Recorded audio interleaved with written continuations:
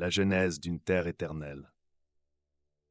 Au cœur de la naissance de l'Afrique, les récits bibliques nous dévoilent la splendeur d'un continent imprégné des premières instructions divines. Dans cette terre promise, les flots de l'histoire s'entrelacent avec les récits des ancêtres, formant un récit qui résonne à travers les âges. Les descendants d'Adam et Ève, porteurs d'une sagesse ancienne, s'établissent sur ces terres fertilisées par les rivières qui serpentent à travers les vallées. Les Écritures insufflent la vie aux figures emblématiques de cette époque, des patriarches dont les noms évoquent des histoires de foi, de combat et de résilience. Noé, après le déluge, plante la première vigne sur les rives du Nil, symbole d'un nouvel espoir et d'une renaissance. Ses fils, Sem, Cham et Japheth, deviennent les ancêtres de nombreux peuples. En particulier, Cham joue un rôle clé puisqu'il est souvent associé aux nations d'Afrique. Les descendants de Cham, dont les fils Cush, Mizraïm, Put et Canaan, apportent avec eux des traditions diverses, des cultures variées, chacune portant la marque d'une humanité en constante évolution. Cush, souvent identifié avec l'Éthiopie historique, incarne une forêt dense et riche en ressources, où les tribus s'unissent et s'organisent autour de clans puissants. Au fil du temps, le chemin des migrations humaines façonne le visage du continent. Les récits nous parlent de l'ascension des civilisations, de l'Égypte antique, qui brille sous le soleil comme un phare de sagesse, de la science et des arts. Les pharaons, dont la renommée atteint même les contrées lointaines, bâtissent des monuments qui racontent l'histoire d'un peuple en communion étroite avec son créateur. Les pyramides, véritables témoins d'une architecture divine, s'élèvent, témoignant d'une ambition humaine intrinsèquement liée au divin. L'Afrique se révèle alors comme un carrefour culturel où les échanges et les interactions entre les différentes ethnies foisonnent. Les langues vibrent d'histoires anciennes, les rythmes de la musique racontent des sagas de lutte et de triomphe. Chaque tribu, avec ses coutumes et ses croyances, tisse un récit commun qui fait écho à celui de la Genèse. Les pratiques religieuses prennent racine, honorant à la fois le Dieu unique et les esprits de la nature.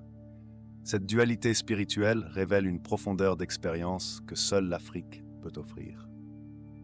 À mesure que le temps passe, le continent évolue, s'adaptant aux circonstances parfois tumultueuses.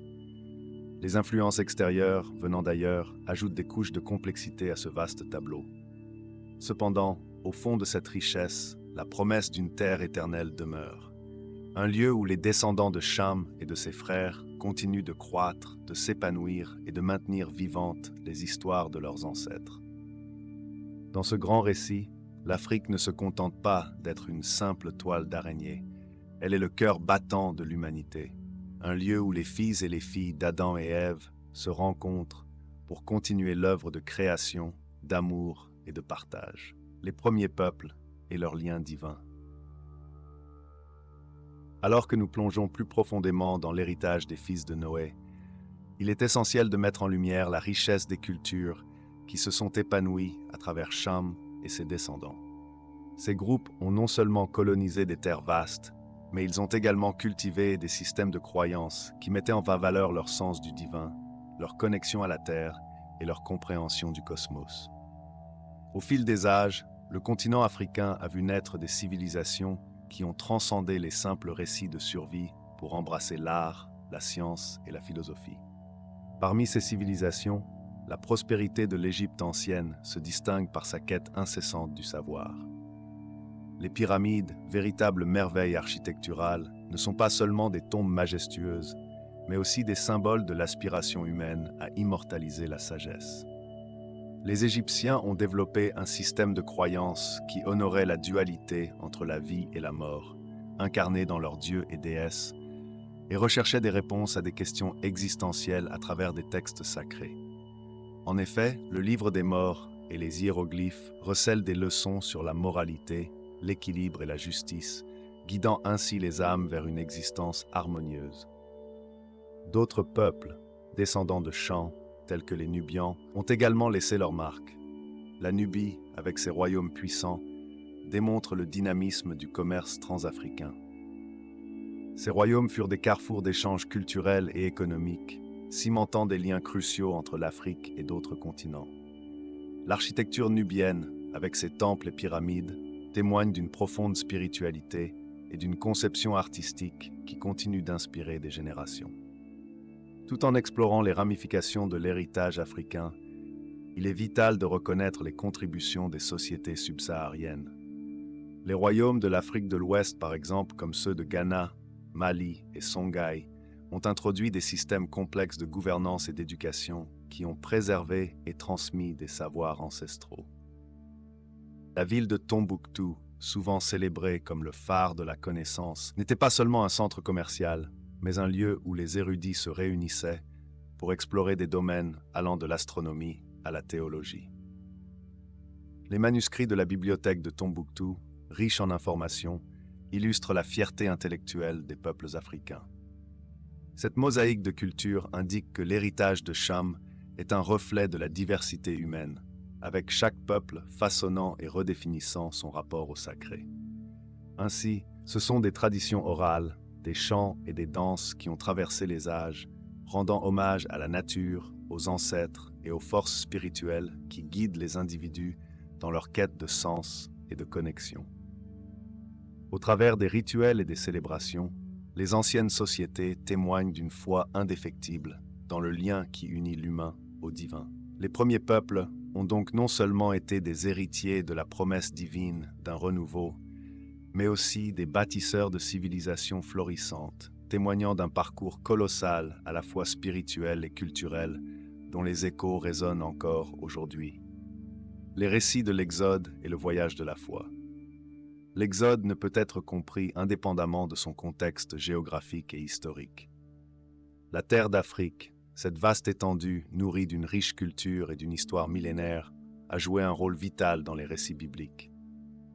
Moïse, bien qu'élevé dans la cour pharaonique, ne pouvait échapper à ses racines africaines. Éduqué parmi les symboles de la puissance égyptienne, il en était aussi un fils. En plus d'être un fils d'Israël, portant en lui la douleur des esclaves et le rêve des libérés. Dans ce pays aux traditions anciennes, les Égyptiens adoraient des divinités multiples, chacune régnant sur des aspects différents de la vie et de la nature. Pourtant, en émergeant de ce polythéisme, Moïse a été appelé à témoigner d'un Dieu unique, transcendant et puissant. Un concept qui radicalisait non seulement la compréhension spirituelle des Hébreux, mais aussi celle des nations qui les entouraient. Cette conception d'un Dieu unique, créateur de ciel et de terre, constituait un défi ultime pour le monde élevé de l'Égypte, où chaque rivière, chaque créature et chaque souffle d'air était sous l'égide d'une divinité.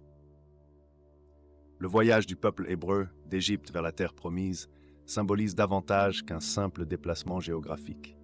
Il incarne la lutte pour la délivrance de l'âme oppressée, et ce chemin parsemé de douleurs et de bénédictions résonne profondément à travers les âges. Les récits des ancêtres africains, marqués par leurs propres épreuves et leurs victoires, se mêlent à celui de l'Exode.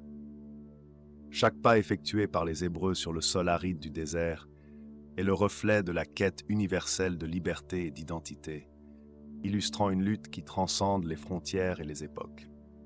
En parcourant cette terre, les Hébreux ont aussi interagi avec les peuples autochtones, cherchant à s'imprégner d'une sagesse ancestrale, tout en transmettant leur propre vision d'un Dieu qui appelle son peuple à la fidélité et à l'espoir.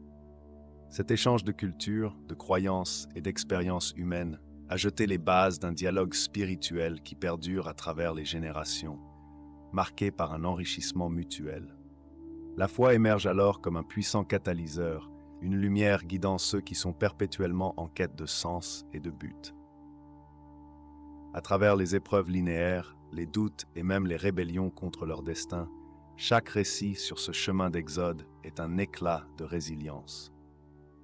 Les Hébreux, bien que confrontés à des obstacles apparemment insurmontables, incarnent le courage nécessaire pour avancer.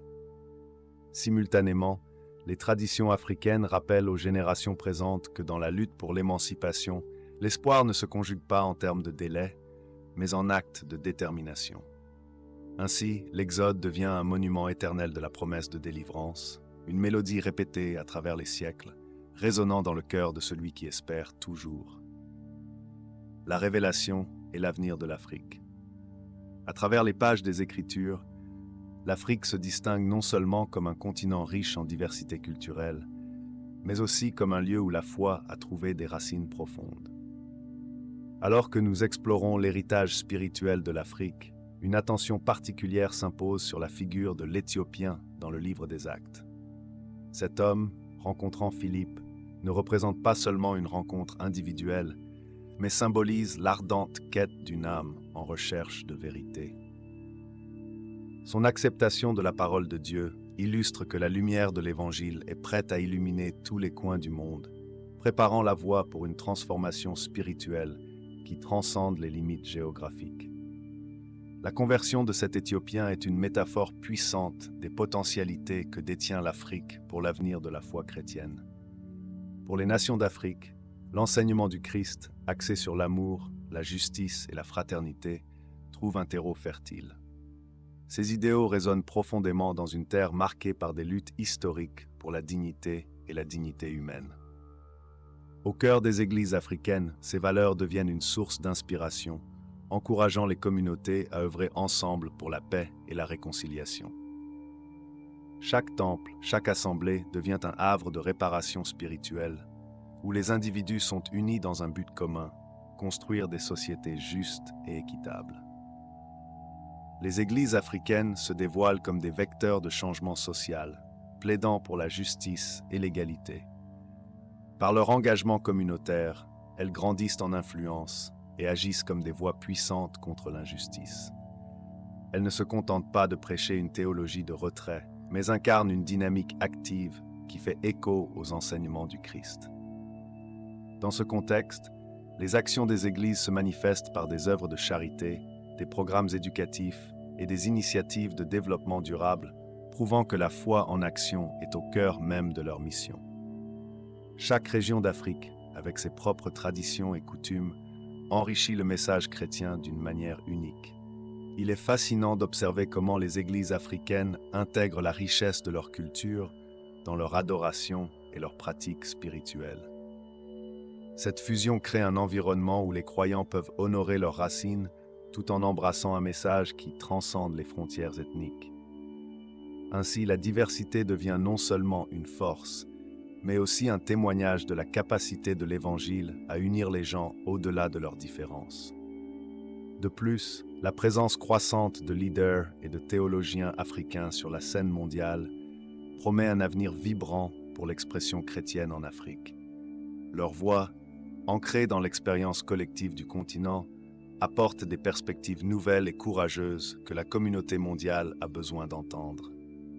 L'Afrique, avec sa riche histoire de résistance et de foi, se dresse à l'aube d'un nouveau chapitre, prêt à contribuer de manière significative au récit de la chrétienté mondiale.